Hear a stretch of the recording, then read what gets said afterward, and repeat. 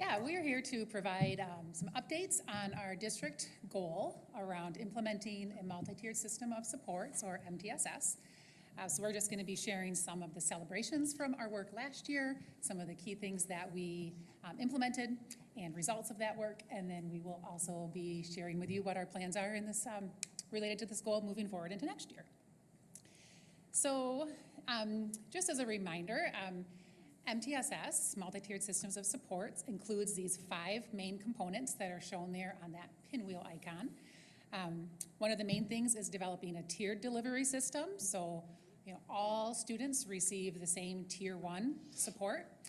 Some students may need additional support beyond Tier 1, and that's Tier 2, and then a few students will need another layer of support on top of that, and that's Tier 3. It also entails how we select our materials and how we go about implementing those. It involves building a comprehensive and balanced assessment system, and then continuous data-based decision-making that goes along with that. And then finally, it involves building our team-based leadership across our district and in all of our buildings. So to start with, we want to just go over some of the celebrations from last school year related to this goal and this work with our MTSS implementation. So a big celebration for us was at the end of the year last year in May. We were visited by 2 consultants from the Michigan Department of Ed. It was our turn to have a programs audit. Those happen about every 10 years. And they were auditing our title programs. We have 3 title programs in our district. We have Title I, which is funding for at-risk students, and we use that funding to provide academic interventions. We also have Title II, that is funding for professional learning, and we use that funding to employ instructional coaches who can support teacher learning and growth. And then Title III is English language learner funds, and so we use that to provide supplementary support for our English language learners. So during these audits, they're making sure that you are using those funds appropriately and that all of your systems are strong enough to help all of those populations thrive. And we had to submit evidence and be interviewed. They were here for 2 days, mainly around these 35 different components. They also happen to be the same components that go along in a strong MTSS system. And we were the first district in their 28 years of conducting these audits to not receive any findings. Many times districts have things that they need to shore up after these and make changes. We were the first one not to receive any. They commented that our district has the strongest teams and most effective systems that they have seen yet in this work. And now we'll be presenting at a state conference as a model for MTSS. So that was a really exciting result to that audit, and it really speaks to the work that we've done with our systems over the past several years.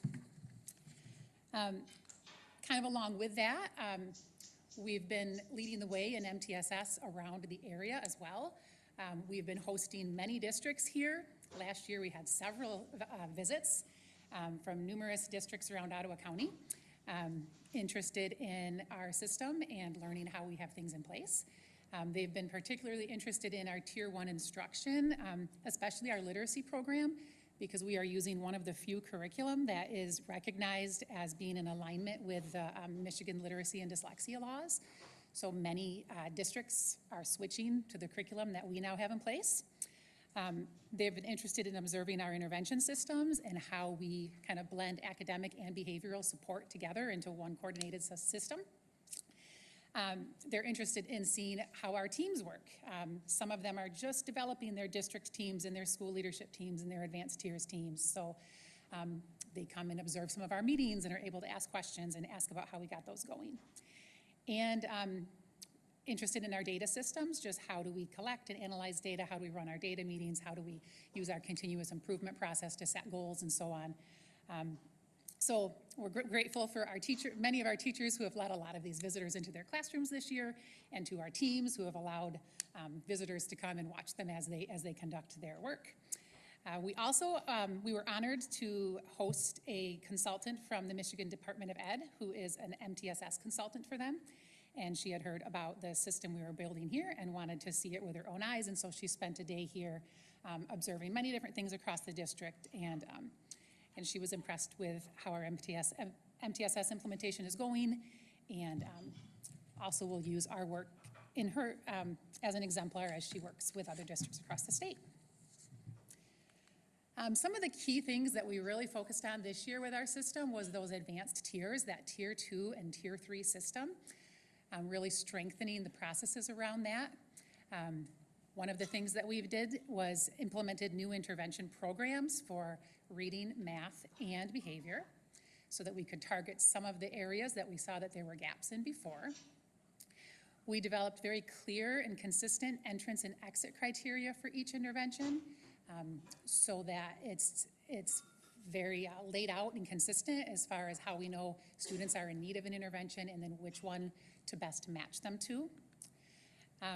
We developed a new system for collecting and analyzing data to monitor the progress of students in interventions. So we had always been, all of our intervention providers had been progress monitoring in some way, but they all kept it in their own form. You know, they all recorded different things, so we didn't have like a consistent data system. So we were able to move all of those interventions into a system now that is consistent, so we can work more actionably with that data. We also spent a lot of time this year learning about and determining ways to intensify our interventions. So when a student is receiving an intervention and they're not responding as expected, what are some of the things that we can do to intensify that intervention to start getting some better results? So instead of just more of the same, learning about and implementing new strategies, new programs to intensify. And then even with those intensifications, if we still aren't seeing favorable results, then we might escalate a student to a Tier 3 level of support. So we worked on building that system. We developed a Tier 3 support plan and now have Tier 3 support teams who monitor those plans regularly. And then finally, we added an advanced tiers team at Allendale Virtual Academy. So now all of the students, even in our virtual academy, are covered by those supports. And we are seeing some positive outcomes of this advanced tiers work already. We've had from the previous year from last year to the year before, about 11% fewer referrals, office referrals per day. For our students who are receiving reading advanced tiers, we're seeing some strong growth for them. So we're able to look at the data of just our students who received those reading interventions. 72% of them grew by more than one grade level on their iReady reading from beginning to end of the year, and their average annual growth was 144%. So 100% was like a year's worth of growth, and their average was well above that. For math, we also were able to look at the data of just our students who received advanced tiers for math. 77% of them grew by more than a year. So that's really our goal. We want students in these levels of support to always grow by greater than a year so that they can catch up. Their average annual growth was 108%. Okay, Andrew's going to talk a little bit about our data review process. So this visual can be a little bit overwhelming at first, but this really outlines the different teaming structures that we have within Allendale. And so what you'll see here is sort of the district coordinated supports team and the district improvement team are up top. Our district coordinated supports team really is our team that does a lot of the process work, and so that team supports buildings and making sure that they have the resources and different things needed to implement all the different things that Beth just talked about. So that team meets monthly and is really consistently reviewing feedback from our school leadership teams and from our advanced tiers team to make sure as we're doing all of these things that we are nimble enough to adjust and then put support in place as we need to. The district improvement team is a little bit different in that it meets 3 times per year and is really monitoring those district level goals. So it's taking information from the district coordinated supports team, the school leadership team, and the advanced tiers team, and kind of looking at that to make sure that we're on track with those district level goals. Our school leadership team is comprised of teachers and admin and our academic and behavior coaches at each one of our buildings, and they really look at the day-to-day data from their building each month. So a lot of that initially is what we call our office discipline referral counts. That's probably our most frequent data, just in how often we're able to get it. And then we also look at some of our academic data at those meetings. That's just a little less frequent because of how we sort of tally that data, and also it just is not. When you think of academic data, the way we screen and test, we get that data about every 6 to 8 weeks versus you can get ODRs every single day. So that team is really looking at more of those building levels. And our advanced tiers team that we also have at each of our buildings is really looking at more of those red flag criteria data that Beth was talking about in one of our earlier slides. We spent a lot of time this last year making sure we understand what red flag criteria we should be looking at and making some of those adjustments as we go as well, with the goal really of when we have a student who might be showing some red flag or more at-risk needs, that we can get support either academically or behaviorally, sometimes both of those things, right, as quickly as possible. And the hope with that really is that then we're taking some of that pressure off of classroom teachers so that they're not just doing that all on their own, then we can have some extra things in place. We learned a lot through that process in the last 2 years, just around how do we communicate back and forth around what those needs are, making sure that we're wrapping families into that conversation. And so all of these teams have really worked in the last year to really communicate back and forth. We do have a communication chart that makes this look much simpler. The communication chart gets a little bit complicated, but I think we've really worked to streamline that so each team kind of knows which way information's going and then how to get information back. And so when we look at these data reviews, all of these teams communicate with one another in some form throughout the entire school year, if not monthly. This next slide is just going to kind of review the different data sources that we use to know if we are on track. So in that left column, what you are seeing is the fidelity data that we use. We have been using the district capacity assessment in our district for 6 years now. Does that sound about right? Maybe five. And the district capacity assessment really just helps us know on the district level, do we have those pieces of the MTSS in place to make sure that we're able to do the things that we say we want to do. So when we had that audit, those are really the things that they are looking at. So part of why we were really prepared for that audit is because we've been doing the district capacity assessment for several years now and really looking at what are those areas that we need to grow in, and then what do we need to put in place to really do well with that. Similarly, for the PBIS tiered fidelity inventory, PBIS stands for Positive Behavioral Intervention Supports.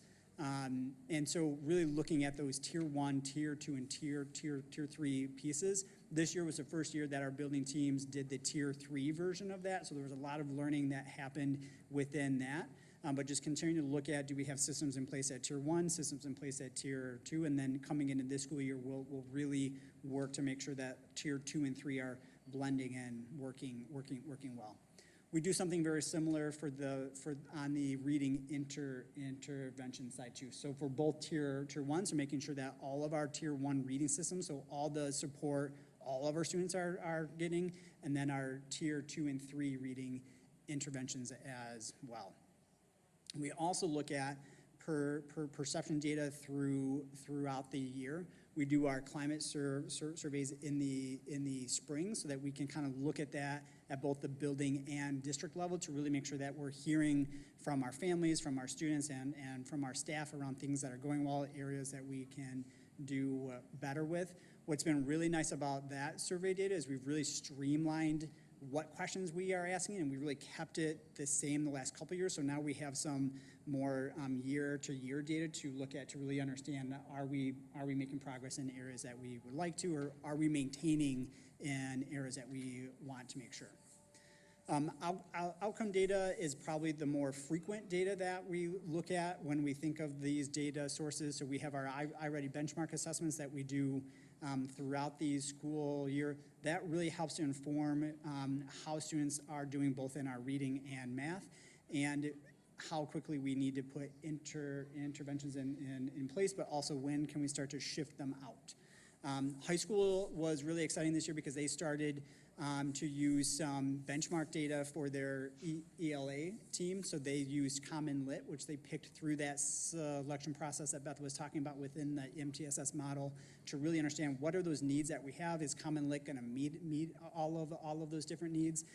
Our math department is going through a very similar process. They started a new math program this last year, and we're excited because now we'll be able to have some benchmark data to also look at within that. So this last year, the math department spent a lot of really good time looking at the data, trying to understand that, and then making steps in that way as well.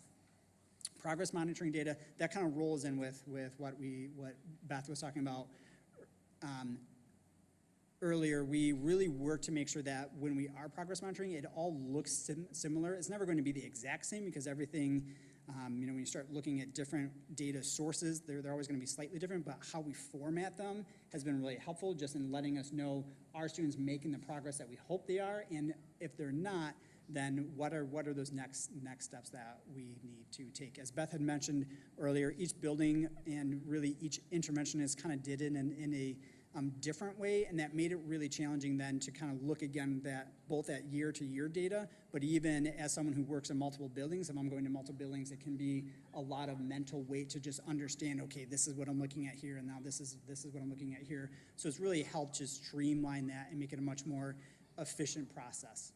Swiss is a electronic record holder that we use where we put our behavior data in. One of the nice things about Swiss is it allows us to look and see how we are doing compared to the national trends, and so that can be helpful in a couple different ways, just allowing us to know, our behaviors, much higher than what we're seeing nationally, or are they kind of on par with what we're seeing on that national trend. Swiss also is really good at filtering out different things, and so when the SLT will meet monthly, we can look at different things like where our behaviors are most often happening, what time of day are they most happening, and that again helps building teams then put different steps in place, or sometimes that means we're going to reteach one of our expectations, and so Swiss has been really helpful in just helping us break that data down and then really understand what can we do to shift it.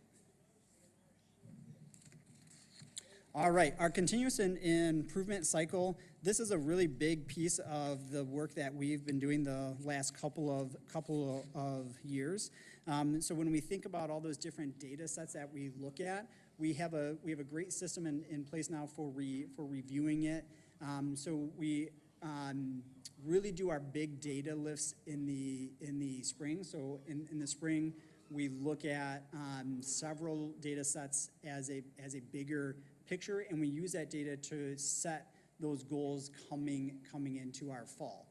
That fall data time is really to look and see, do we have the support and the resources and the action steps in place to meet those goals, and then to really identify how are we going to monitor that. So we used to do a really great job of setting these really solid goals, and then we've kind of found throughout the process that by like January, February, it was really hard to know, are we making the progress that we hope to.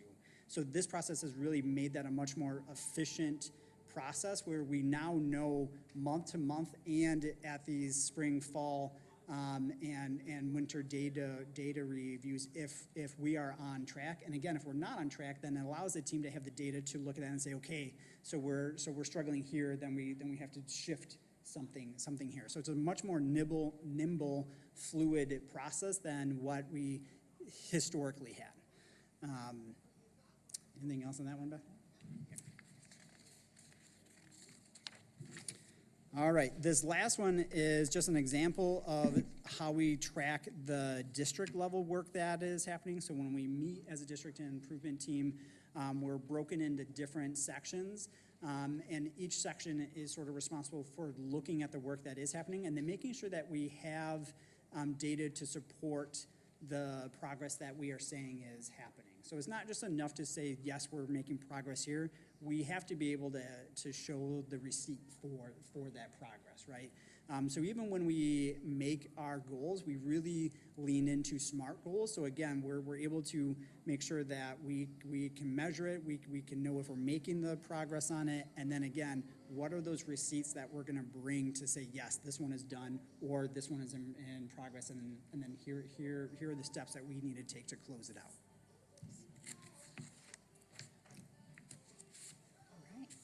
This is a quick summary of some of our academic data from the past year. This is our iReady reading data, which we take kindergarten through 8th grade. So the green would be on grade level, yellow is 1 year below grade level, and red is 2 years below grade level. So from the beginning to the end of the year, in reading, we went from 43% on grade level to 68% on grade level. The average reading growth was 118%. We can also see by each reading domain how our students are performing on each domain. And those top three, phonological awareness, phonics, and high frequency words, those are way up in the high 80s and 90s percentage, and so we're really proud of that. Those are some domains that we've worked really specifically on over the last few years, those real building blocks for reading success. So our focus area now will be on those domains of vocabulary and comprehension. Common Lit is what we take at the high school. So we can see their beginning to end of the year. They went from 20% proficient to 65% proficient by the end of the year. The national average on Common Lit proficiency by the end of the year is 49%, so we're well above that. Common Lit also provides growth, which you see there with the red and the blue bars. It's hard to see, but each one of those are grade levels, 9, 10, 11, and 12 going down. The blue line is the national growth and for that grade level, and the red line is Allendale's growth. So you can see that our students are really outperforming the national growth there on that assessment. For math, we take iReady Math, kindergarten through 8th grade. So this year began the year with 28% on grade level and ended at 67. And the average growth was 110%. We can look at the different domains of math. They're all pretty balanced as far as how our students do on each one. And then we talked a little bit about this one as well, but we are working on getting that math assessment, benchmark assessment into our high school as well. We're using EDIA Math for that. EDIA has a few different options for those benchmark assessments. We tried one option in the fall and found that wasn't really meeting our needs. It didn't give us the actionable data that we needed. So we ended up trying out other options throughout the year. So we don't have beginning and end of the year data really to show for that because we use different assessments, kind of like a pilot year for it. But by the end of the year, we identified the one that we want to stick with. And so now that we've gotten some experience under our belt with it, we'll be able to start 3 times a year with that same one and have that consistent progress to track for next year. Our goals heading into next year, for reading, we want to just keep on maintaining that tick upward in our proficiency. Each year we've been able to gain a couple percentage points of proficiency from the end of one year to the end of the next, so we're going to continue with that goal. This year we're really going to focus on using our unit assessment data to look at standards progress. We're going to be working with teachers and teams on how we can use that data to inform our instruction. We're going to provide some professional learning on responsive teaching, which deals with how do we respond to what we see in the data versus just collecting the data and being done with it. More at that classroom level. We do a lot of that data review up in our district and school leadership team levels, but now we really want to bring that down into the classroom level. For math, we really see almost the same action steps. We want to have that same responsive teaching, professional learning focused in math as well as reading. And then for our systems, a few goals for the systems work too. On the systems level, the majority of our buildings were really where they should be for the different fidelity tools that we use. So we're really hoping to both maintain or at least increase by 10% on those. A few years ago, we switched from the TFI 2.0 to the TFI 3.0. There's just a lot more that's included in the 3.0, and so a lot of our buildings were doing very, very well on the 2.0 and just have a little bit of work to do on the 3.0. The 3.0 is just much more of a comprehensive tool. I think the National Center on PBIS really looked at it and just included some more things, which you'll notice in our action steps. So one of those is to really increase parent voice in Tier 2 supports. Right now, parents are included in that. We're making sure that we get consent when we have an intervention in place. We're looking for their input. So we're going to have to kind of come around. What does it mean to increase that? We're going to continue to look for ways to add teacher and parent voices at our advanced tier meetings. Those meetings happen pretty quickly and efficiently. They're on a bi-weekly basis. So just coming around, how do we creatively make sure that we're getting all voices heard at that meeting will be one of our goals. Create a protocol for data collection around Tier 1 social, emotional, and behavioral needs. This one is just challenging just around how do we collect that consistently from building to building. Again, looking at that, are we making progress from year to year data sets? Improving the communication between teams and relevant staff by sharing student-specific intervention plans. We found as some of our teams got up and going, sometimes there was more of a lag than what we wanted, and that was part of the feedback that we got from classroom teachers and staff. Develop the PBIS training process for non-classroom staff. That was another piece that stood out, is oftentimes we have our lunch and recess teams where staff are kind of coming in and out of that role, and so just coming up with a better process to make sure that they have the tools that they need to also reinforce those things. And that last one, collect and utilize the PBIS implementation data through the PBIS self-assessment and observation tools. This is one of those data sets that we really felt like we needed we need a receipt to say that we're doing it the way that we think we are. I think we are doing a really great job in that, but we don't necessarily have a concrete way to say yes. So that'll be coming this school year. All right. Any questions for us?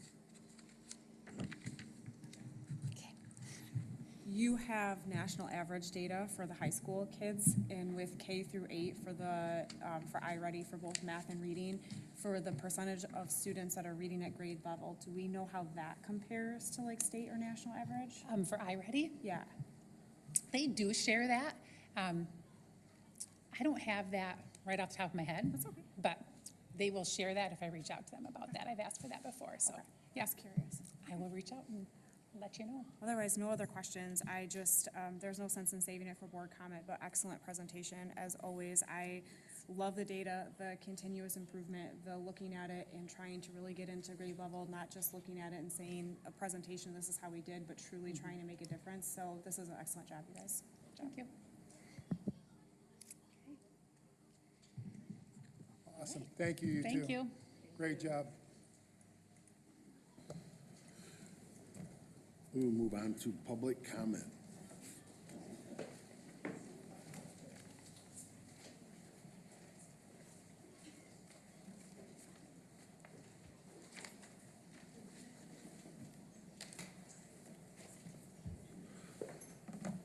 Garrett Albro.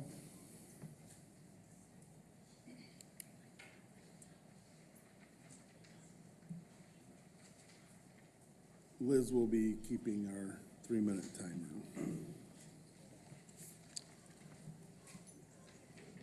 Thank you for the opportunity to speak here tonight. These comments will be in regards to the elimination of the bus route in our neighborhood.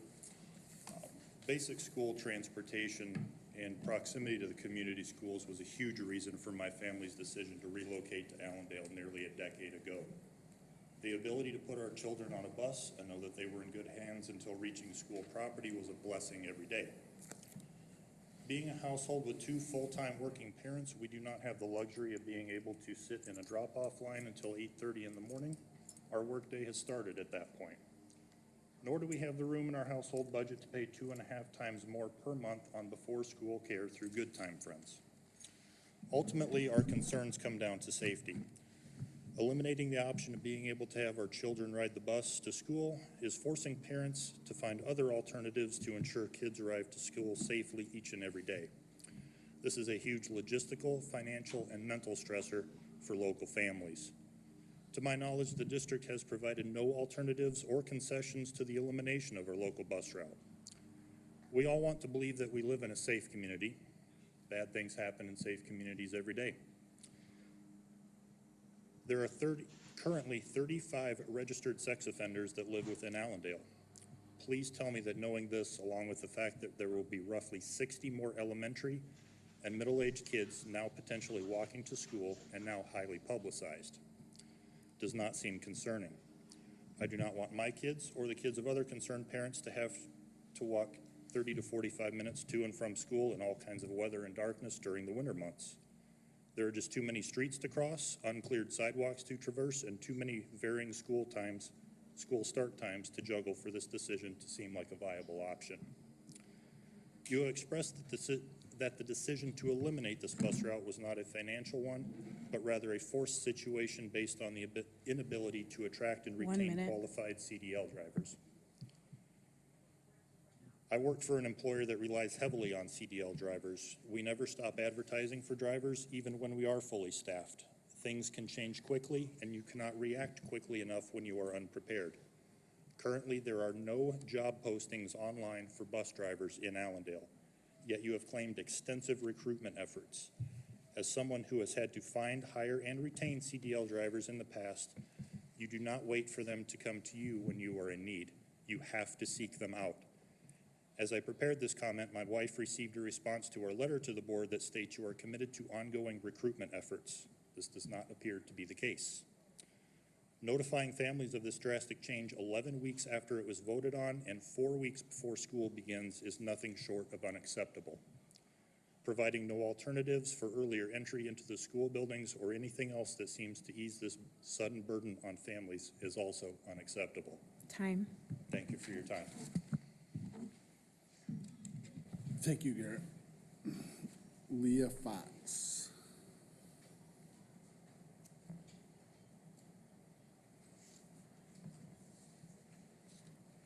Hi. Thanks for allowing me the opportunity to come and speak. My name's Leah, and I was actually one of the people that fought to get busing back when you guys proposed the walk zones years ago. I'm pretty frustrated to be back here doing this again. But I feel like it is important because it impacts not only all of the kids, but also working families, because not everybody is able to have multiple parents or one parent at home to be able to do pick up and drop off. I did email the board and Dr. Cooper and the transportation director. I received an email back from the board, very similar to emails that other people had received, so it kind of seemed like a very cookie cutter email. However, Mr. Cooper, I felt, did take time to explain in detail his perspective on the busing, which I appreciated that. However, the busing zones that were originally implemented prior included all of these bubbles, which is impractical for a campus setting. So then the idea this time is to go ahead and just eliminate busing altogether for everyone, which if you look at where some of the developments are located, you're talking about making kids walk 35 to 45 minutes to school on roads that travel 55, 60 miles an hour. All of the neighborhoods have giant lakes and ponds, which I know are not any of you guys' fault, but regardless, it does impact the kids' walking routes. There are construction traffic in neighborhoods that are still being developed, not adequate street lighting. You also have the issue of sidewalks being plowed. If they're county roads, the county is telling us that we need to come to you guys, but then they're county roads. So my biggest issue, I guess, is when I emailed Dr. Cooper and I heard a lot back about busing, none of my parental 1 minute. concerns were addressed. The staggered start times don't allow for like Oakwood students to walk younger siblings. So do you switch that so older kids could walk younger kids to school?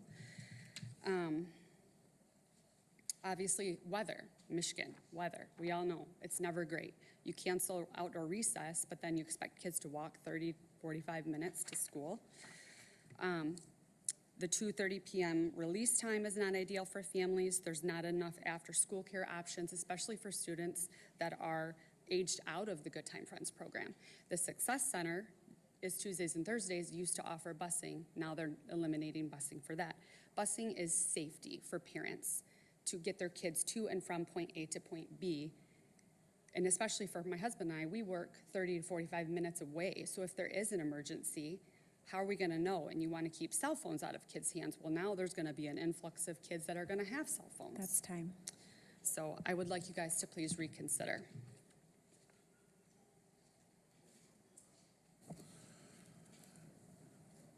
Lauren Schwartz. Oh, you're good. Kaylee. All right. Thank you for being here. That's all on the list. Is there anybody else who'd like to make a public comment at this time? Then we will move to committee reports. CEAB, Nothing to report. thank you. Dr. Cooper. Yeah, thank you. Superintendent report. A lot of things coming up. Can you imagine with school starting? We got a lot of great events. Back to school fair is this Thursday. It's gonna be at the middle school. It's gonna be awesome. Mrs. Wiersma is in charge of arranging it again, and she does nothing but great things. So if you get a chance, come check that out. We're trying something new this year. It's a newcomer open house. I did it years ago in another district. We have so many people moving from other communities. The idea is not only to introduce them to our school district, but also to try to share, because I know sometimes we'd get questions about, is there a local car wash? What kind of restaurants are available? What other kind of community events there are? And so we're trying to make all those kinds of things available to somebody that's never lived in Allendale before. So we're gonna give it a try, and hopefully we'll get a good turnout next Monday night, and it'll be right here in the boardroom at 6. And hopefully it'll be a success. We'll keep going, but I'm excited to give that a try and see how well it's attended. The transportation conversation. So again, there's a lot of talk out there. We've been looking at this for a long time. We started talking about maybe even looking at some support for privatizing our transportation. As we heard earlier, when you hire CDL drivers, it goes up, it goes down.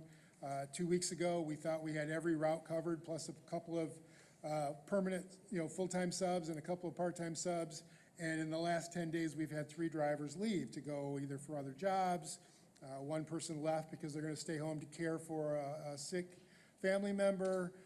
Things happen, life happens, and we know it goes up and down. And today, my understanding is they had bid day, and we don't even have enough drivers to fill all the routes. So we do have one who's just about completing their training, which we believe will take that last route, but that leaves us with just a few sub-drivers. So we are, I'm not sure about the posting comment, because we have been posting. I believe it's on Indeed. I know it's on Frontline.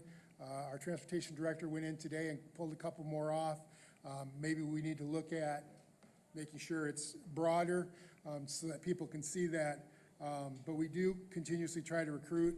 It's just one of those things that's up and down, and we're trying to prepare for it. So we've talked to the privatized companies. Again, one of the things I've mentioned that they can sometimes help with is the fact that, we know that, for example, Dean's Transportation does Sparta schools and Cedar Springs schools. I've talked to both of those superintendents. Obviously, they're in the RCA with us, so I have a good relationship with those superintendents. They're very happy with the transportation they got. Their families are pleased with the drivers. And quite honestly, they said most of their drivers are their local drivers, because that's the first thing a private company is going to try to do is hire your local drivers. They want to take care of them. But they have that ability to be regional, and so that doesn't happen all the time, but if for some reason the flu bug hits Allendale, then, and you're using the private company, they can look in Sparta and Cedar Springs and see if they have people who will come over and help cover. We try that with other districts now, it doesn't always work. So there's some advantages like that. We're just in the information gathering stage. We needed to see where this year settled out. Again, I do sympathize with the folks who are in the non-transport zone. Some of the high school kids particularly have a very, very long walk to the high school. We know that. We looked at adding a route just to maybe a couple group stops on 78th. And like I said, we barely filled all of our spots today. If we try to add another bus right now, we just couldn't do it. And so we're trying to get to the point where we can. But this is going to be an ongoing conversation towards the end of September, early October. Then we'll have a very good idea of where things are settling in now.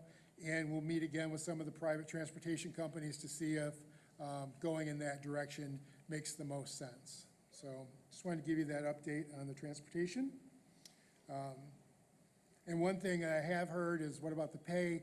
And I can tell you, we've checked ourselves. I know some of you have checked, and our pay is very competitive. And the private transportation companies we've spoken to have told us that our pay is competitive with the area. So we don't necessarily think it's an issue of pay. Of course, we want to keep looking at our compensation and see if there's things we can do to incentivize. That's never a static situation. You try to always evaluate if there could be some benefit there. But it was good to hear from these companies that in their research, they also felt our pay was competitive. Yep.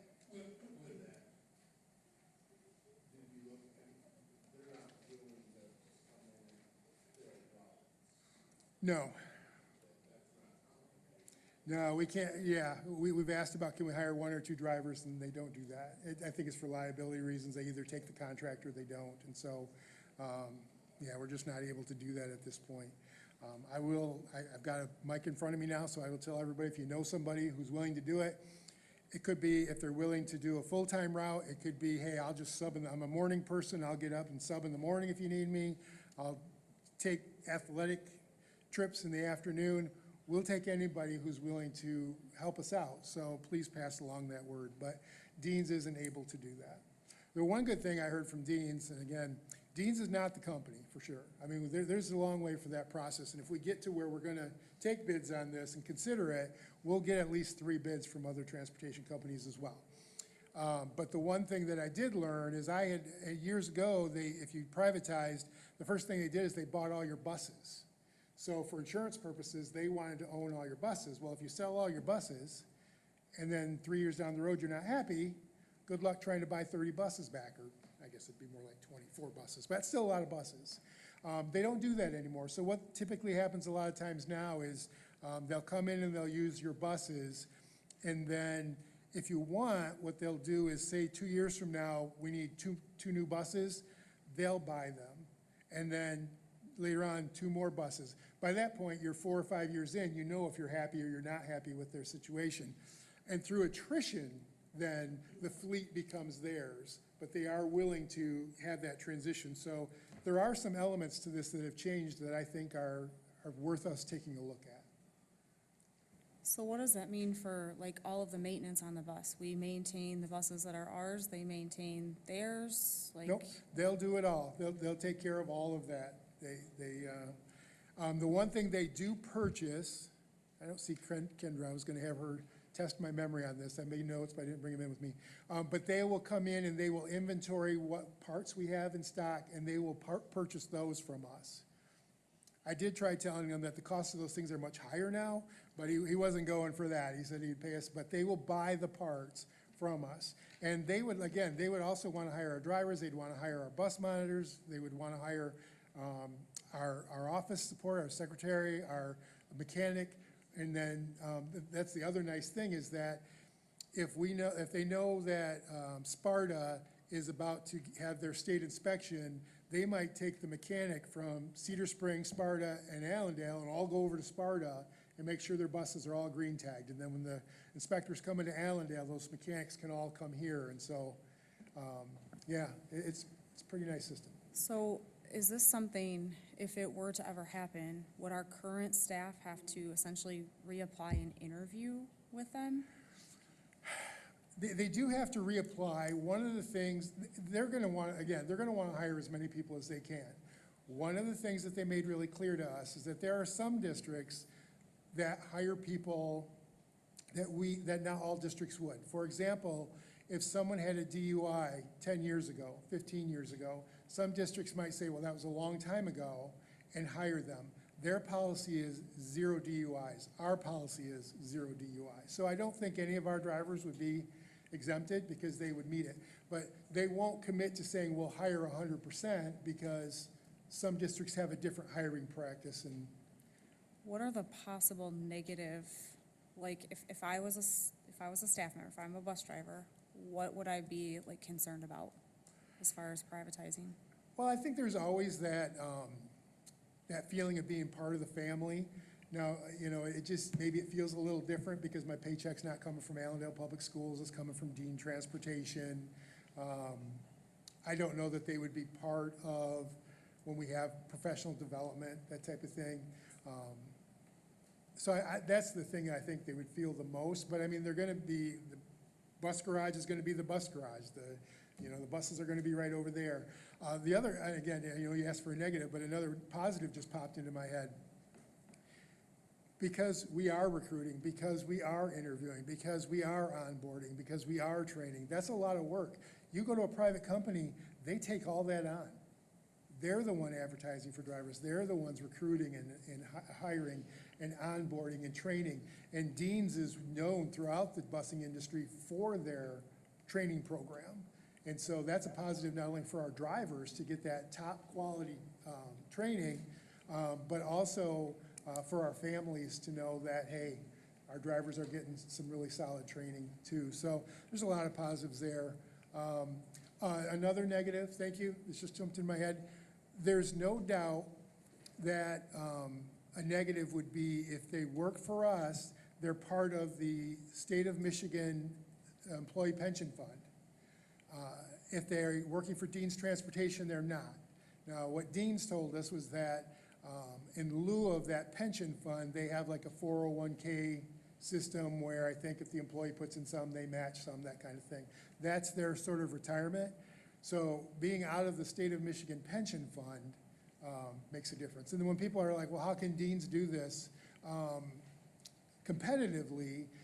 That's part of it, because when we hire somebody at $22 an hour, we're paying another, what's the retirement rate now? Is it 16%, 20%? About 20%.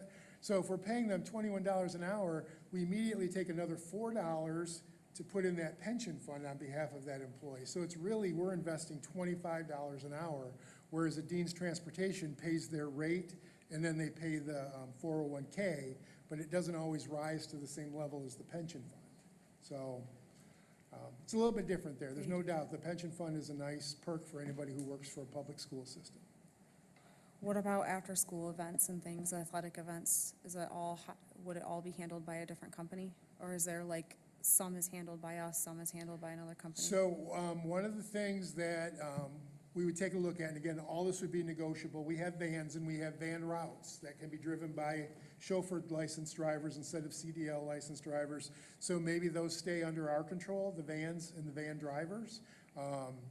They will do the extracurricular, that's 100%, they'll do those as well, which is another thing that I found a little interesting with Dean's, in that you've got Sparta and Cedar Springs that are part of the RCA and we're part of the RCA, and it just makes you wonder if it wouldn't be a little easier to collaborate, drivers there. Like if we were struggling to get a driver, and we're playing Sparta, but they know that they've got a driver from Sparta, maybe Sparta would come here instead. And so there's some things like that that could get interesting and be more helpful, but I don't want to speak to it because it's way too early. But they would sign on for all those special routes.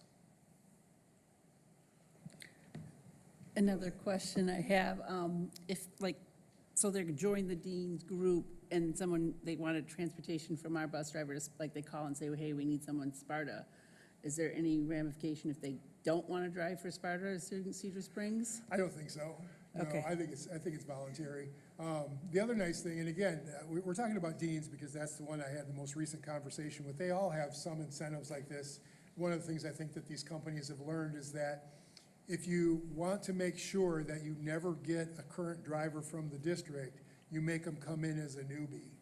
So if I take a driver that's been with the district for 20-plus years, and I tell them now that you're with us, you're on step one, it's a no deal, right?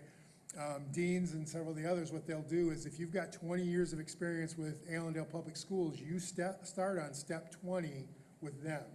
And when it comes time to do bids, because they do the same thing with bids, they're gonna honor that 20 years of seniority. So again, I think they've learned along the way too, how to do that.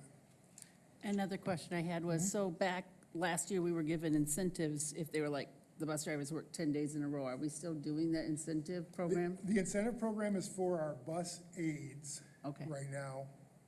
Yeah, the bus aides have that incentive. We are talking about how could we structure something like that for our drivers as well, though. It's kind of funny, I just talked with Kendra about that today. Again, you want to, those incentives are nice, you want to work them in, but then again, you don't want to incentivize coming to work if you're sick either. And I don't want somebody to say, if I skip this day, then it bumps me off a day or something. So it's certainly not going to keep us from looking at it, but something you have to think about. Unintended consequences. Sorry, lots of questions, Yeah, but, that's all right. so bus drivers or any parents, let's say, for example, parents have something that they need to talk about as far as like routes or pickup, drop off, that kind of thing, that no longer, like, that is all then handled by Dean, they're making the routes, like, is this like we hire them, we're completely hands-off for policies, procedures, all of that? Well, so a couple of things. One, they use pretty much the same routing software we do. And so it's Transversa.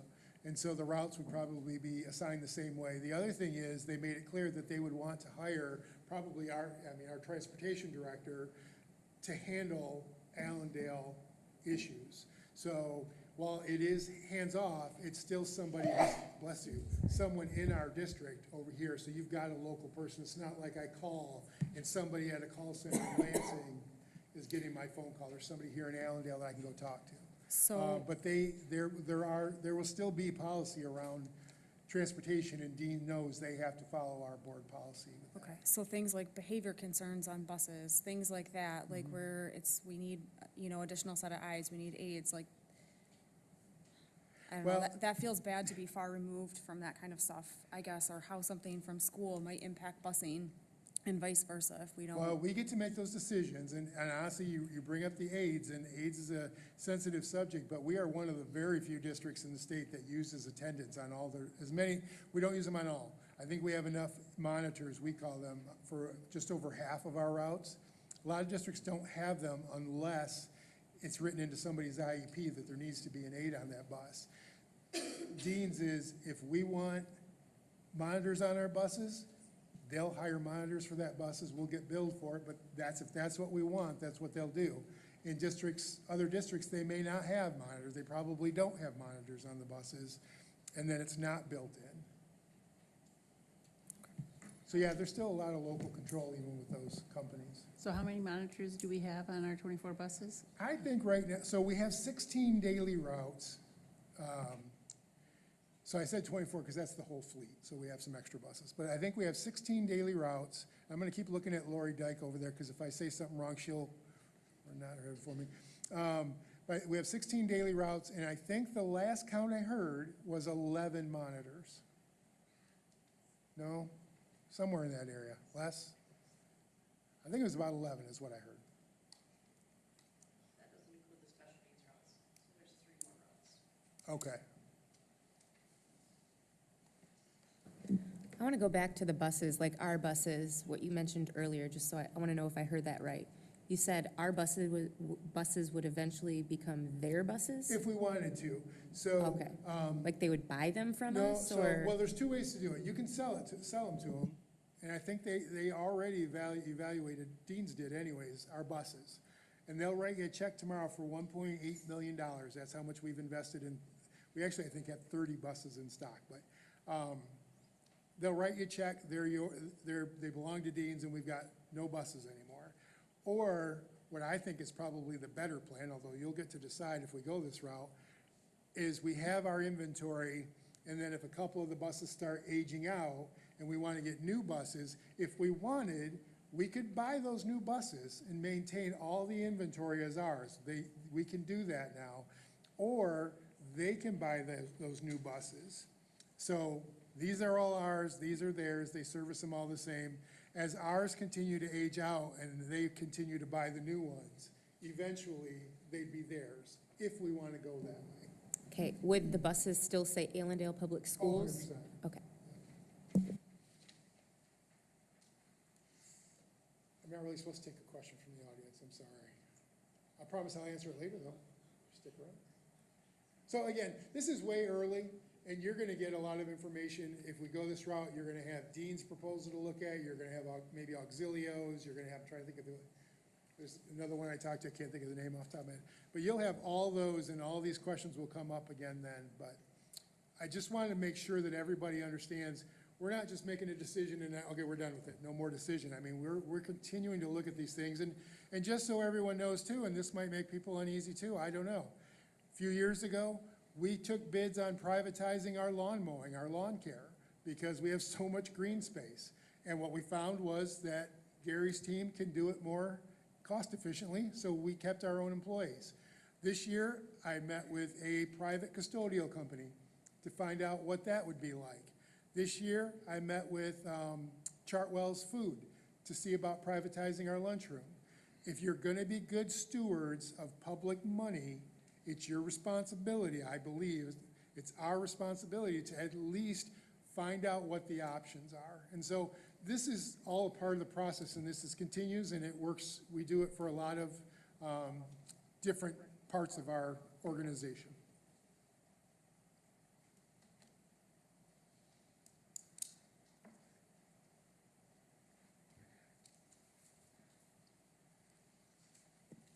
Okay, I'm going to move on to Moodle. So for those of you who are unaware, Moodle is I guess you'd consider it an online platform that we use. It was used years ago in classrooms as well. It's a free program, and we started using it long before I got here for our board packets and information. And eventually, our schools moved away from using Moodle, more into Google Docs, things like that. But we have continued to use Moodle for our board docs. About a year ago, 6 months ago, something like that, Moodle made a change, and they said you cannot archive more than a year's worth of your board docs. Now, we can access them, Amy and I as administrators, we can go back, I think I did the other day, 12, 15 years, and look at however far back we started using Moodle. But for the board, we can't get that to happen, and so I think that's not good. I think the board should have access to those archived. Go back and look at previous board meetings and find out, well, when did we adopt Neola policy? I want to go back into the board minutes and see. And so we've been looking for another platform, starting again with the understanding that Moodle is free. You get what you pay for, but Moodle is free. So Amy, who is responsible for most of our, or all of our, posting all of our board documents, has looked at a couple of other companies. She's looked at Board Docs itself. Board Docs is the hosting site for our Neola policy, but another side of that is they also will do things like hosting your board documents, your board packets. They're about $6,000 a year, pretty expensive. We looked at, Amy did, I'm not gonna say we, because we didn't, Amy did, looked at a company called Board Book, or Board Books. And this is one that she heard about in a training. A lot of districts are using them. Brad Banasek, who we know from MASB, has said that he finds it to be a really good program. That is $3,000 a year, but again, might be the right investment if it gives us what we're looking for. And she's reached out to another company called Simbly, and Simbly has not responded yet, but she, you know, my understanding is, and I asked her if she wanted to talk, and she said no, so just so everybody's aware. They didn't want to, they haven't gotten back to her yet, but she wants a demonstration. Like, send me a demo, let me get online before I am even gonna recommend taking a look at it to the board. So if they don't get back to her, we at least have, you know, the three, the Moodle, the board docs, and the board books to bring to you. Like I said, right now, the most promising one sounds like the board books. Does have a price tag, but it's probably worth it if it gives us the access we want and the security we need. And it sounds like a lot of districts are really happy with that one. So hopefully by maybe even the September board meeting, we can come to you with a recommendation. All right? I think in the past, we talked about maybe using Google Docs, and that would be a free service. Is that sort of out? I think we're concerned about this, the security of that, I think is our biggest concern on Google Docs. And yeah, I've talked to Mr. Mulder about that, who's our technology director, and there is some concern there about the security side of Google Docs. Okay, good. Good question. Okay, moving on. Personnel issue, well, this is an interesting one. The personnel issue is yours truly, Dr. Garth Cooper. I have asked the board to go into closed session to talk with me about my possible retirement. It's something I've been considering for a while, and you know, I've looked at some of my contemporaries in the business, like Jerry Hopkins and Roger Barrett from Kennewa Hills and Granville just retired in June, and Scott Smith's a good friend of mine is retiring in December. Wayne Rodell over in Greenville is retiring in June. And so the board is going to go into closed session today, and we're going to have a conversation about what a possible timeline might look like, what a possible transition plan would look like, next steps for the district. And then we'll see where that goes, and we'll figure out what the future is for Garth Cooper. But, you know, just excited about this. Like I said, a lot of my contemporaries have taken that step. For my birthday, end of July, went and saw my son and granddaughter that live in Wisconsin, and I thought, geez, it'd be nice to see them more than once a year. But yeah, it's tough.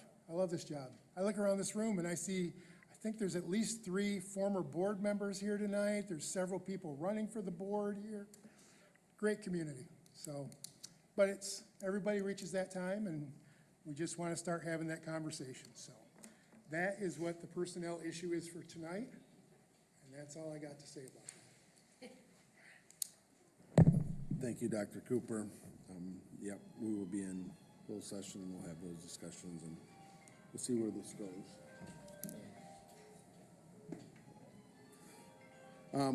Yeah, so board comments. Brandon, we'll start with you tonight.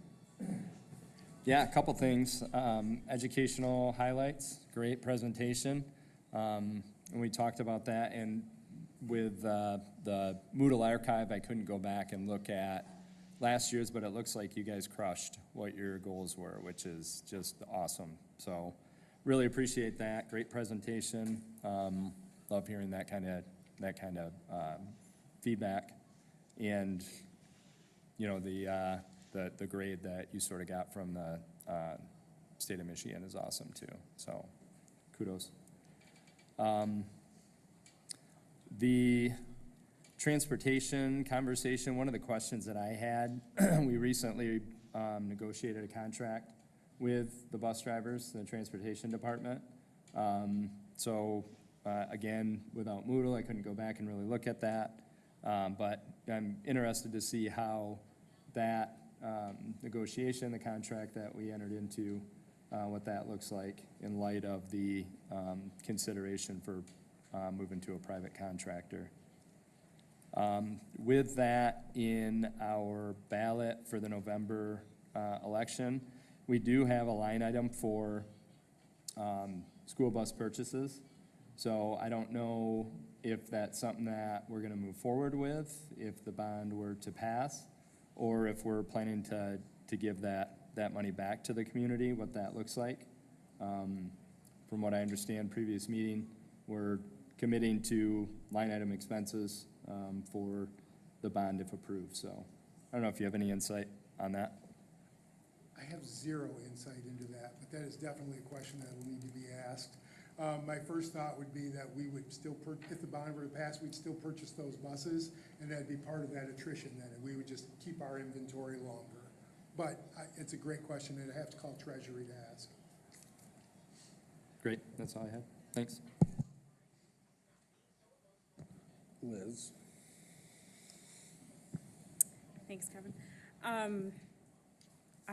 I too, I'm glad you said about the remarks for the state of Michigan. I have to go through audits for healthcare every 3 years, and my window opens tomorrow. So to go through something and not receive any sort of anything is impressive. So I hope to be as lucky. So I know I said it earlier, but great job, you guys. As far as some of the comments with the busing and the walk zone, I know that it has substantial impact on families. I too live in that area and am impacted by it. So responses were not meant to be insensitive by any means, but truly looking into some of the options. There was a lot of information presented to us prior to voting on it. So I just want to let you guys know that I do recognize the impact that it has as far as some of the staggered start times, some of the sidewalks, some of those things. So I think that will be an ongoing conversation. It's not a we voted and that's the last we'll ever kind of talk about it. Obviously, it's kind of all tied into some of the busing and transportation tonight. So I do think that as a board and as the members of the community that are impacted by it, we will do that justice by continuing to evaluate what we have and what we can offer. But I do know that it's a big impact, so I too would be open to options. I know I've had conversations with Dr. Cooper in terms of like some of the options with Good Time Friends and before and after school care and things like that I do think that we need to continue to explore and look at so that people are not put out and that kids are not safe. That is not the goal of any of this. So we will continue to look at that. And then I know it's also a huge conversation as far as any of the privatizing anything, like Dr. Cooper said, it's been looked at, previously with some of the information. So we are just up here kind of information gathering. So if people have specific feedback they would like us to kind of consider. Obviously, I asked a lot of questions tonight. I am not somebody who's on buses daily, so it's tough to kind of understand or know from others' perspectives. So I'm very open to receiving emails with some of those too. Mr. Olson, can I just piggyback real quick? She mentioned transportation, so it's a legit piggyback on this. One of the things I even wrote myself a note about, and I forgot to mention, but I think it's really important, is one of the meetings I had last week is with someone whose title is literally called Land Use Planning Specialist. And what they do is their job is to go into communities and look at the best ways to create safe walk spaces, best use of, the sidewalks, lighting, things like that. And one of the things that this person brought to our attention, and they're gonna work with us on this, there's a grant that as a school district, we alone weren't eligible for, but it's called Safe Routes to School. And this person's willing to work with us on this. Through that grant, they believe there might be an opportunity for us to get the funds to pay to complete the sidewalk from the edge of our soccer fields down to, the new subdivision. And they also are looking at some of the other parts of this neighborhood back here to see if there's anything that, again, through that grant that we might be able to address. So, again, it's not a great situation, we know that, but I want the community to know we're working with all these partners. I'm sure we'll be in conversation with the township, we'll be in conversation with the county, and, it's not, we just made this decision and we're all done with it, so. I haven't heard that yet, but again, that's part of when we get to with the township, I think. Thank you, Dr. Cooper. Anna? No comment tonight. Tanya? First, again, Beth and Andrew did a wonderful job. That helps us so much, and I'm so proud that we were at that upper level again this year. Sorry. And also getting no infractions, so that's even better. I appreciate that, and I love the presentation, like everyone else here said. As to the bus and walk zone, that definitely is not the end of the discussion. We are going to look more into it, especially, I understand weather is the worst one, I think of, besides the safety issue, but weather at middle of winter is precarious because you don't know if it's gonna snow or not gonna snow, ice storms. I also told my son if there's a tornado, jump down in the ditch because my son had to walk a couple times. So both of those issues are not done, we will look into more for Good Time Friends as well to see if there's any way to extend the age on that, as well as maybe the vans is a possible option, but we are going to consider and look more into that. So I appreciate all the comments that were made today. Thanks. Pam? Again, thank you for the presentation. That was wonderful, very detailed, and I truly appreciated that.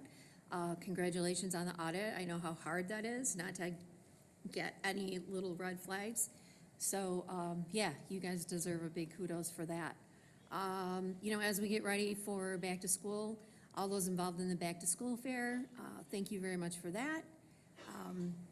And then just with the newcomer open house, I think that's a great idea to, you know, introduce the schools to the community, and I'm kind of excited about how that goes. Again, all the open houses, things are starting to roll again, so it won't be long when we're back in school.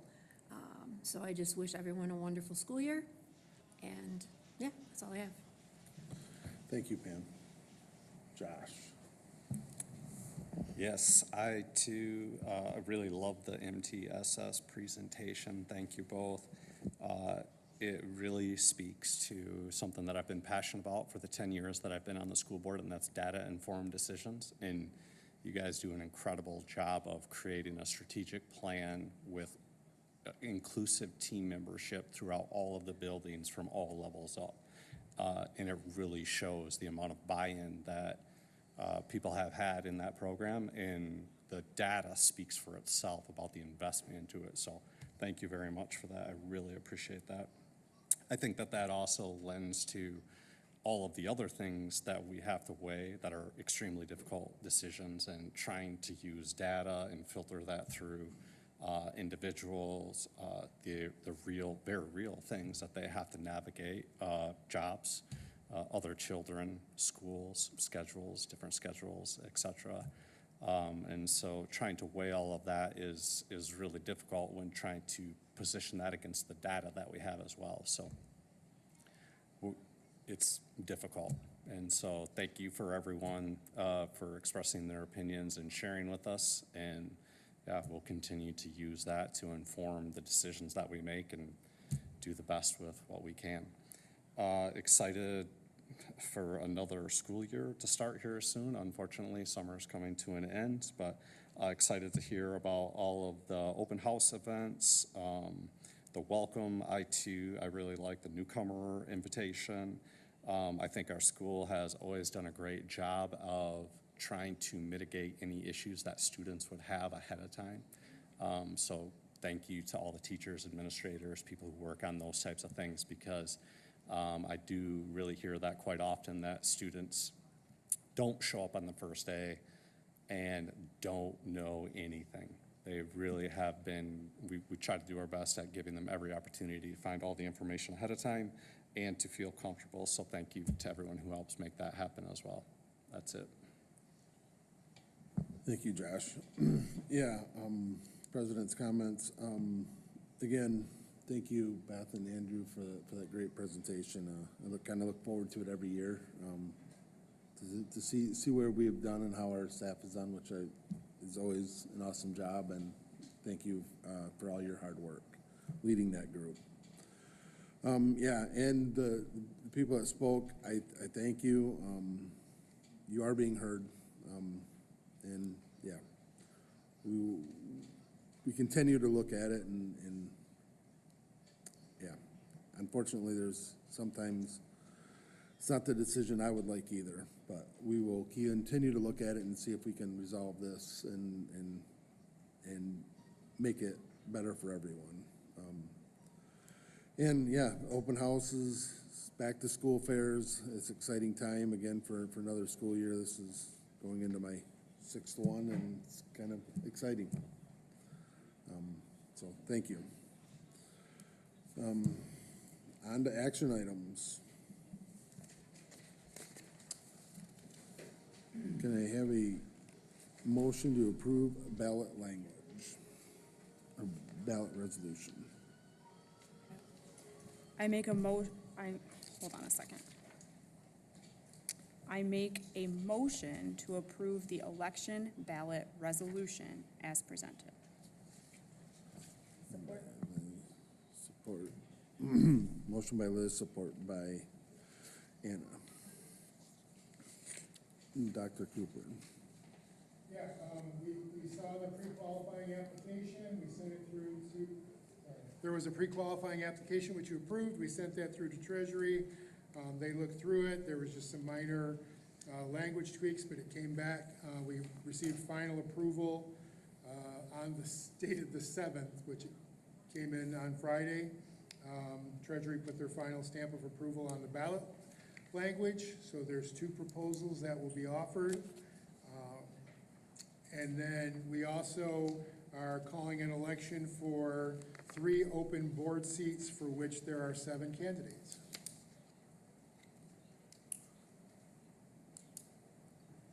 Thank you. Is there any questions on the ballot language?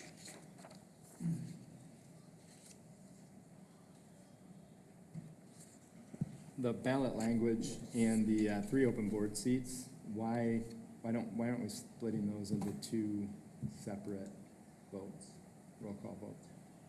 I asked Trent about that, and it was their recommendation that it be in the same resolution. I just kind of deferred to their experience in these things. I don't know exactly why. All right.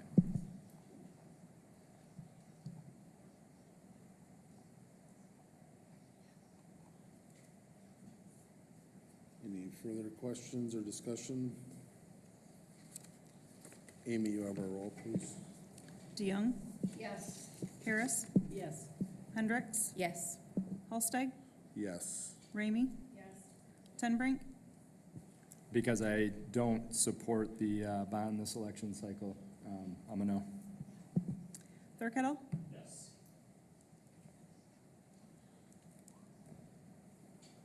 The motion the motion passed.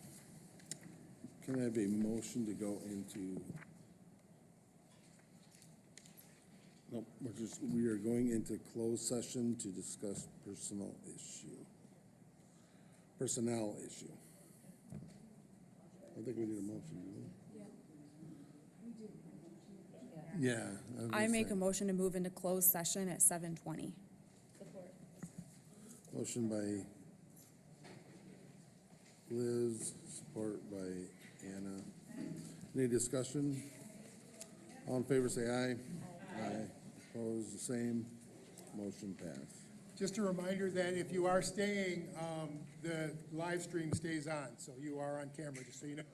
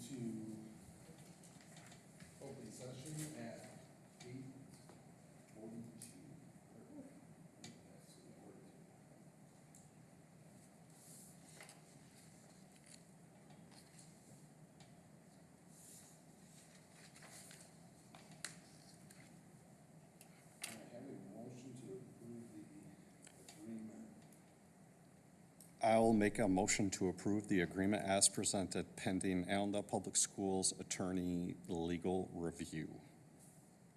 Support.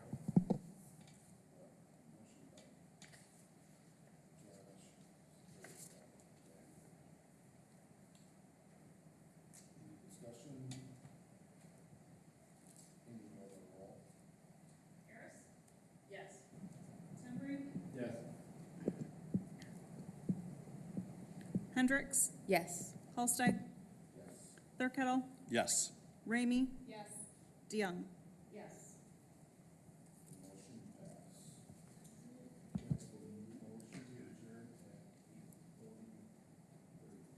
Motion to adjourn at 8:43 p.m. Support.